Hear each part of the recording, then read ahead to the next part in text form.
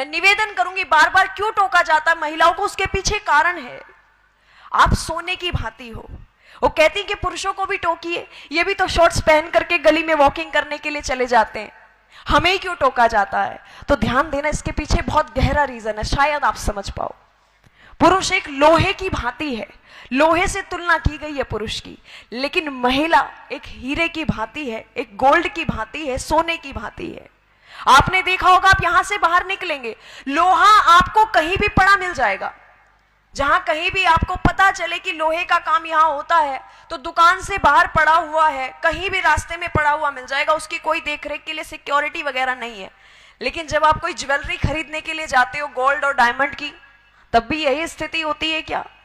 Cover करके रखा जाता है, और कवर ही नहीं, ओवर सिक्योरिटी में रखा जाता है। साइरेंस यूज हो जाते हैं जैसे ही कोई टच करता है। लेकिन यहां स्थिति विपरीत आई, आप सोने की भांति हो। और मुझे समझ नहीं आता कि हमें छोटे ड्रेसेस पहनने में ही क्यों स्वतंत्रता चाहिए? हमें पढ़ने के लिए स्वतंत्रता क्यों नहीं चाहिए? हमें बाहर निकलने के लिए स्वतंत्रता क्यों नहीं चाहिए? हमें कुछ अचीवमेंट्स लेने के लिए स्वतंत्रता क्यों नहीं चाहिए? क्या छोटे कपड़े पहनने से ही स्वतंत्रता मिलेगी हमें?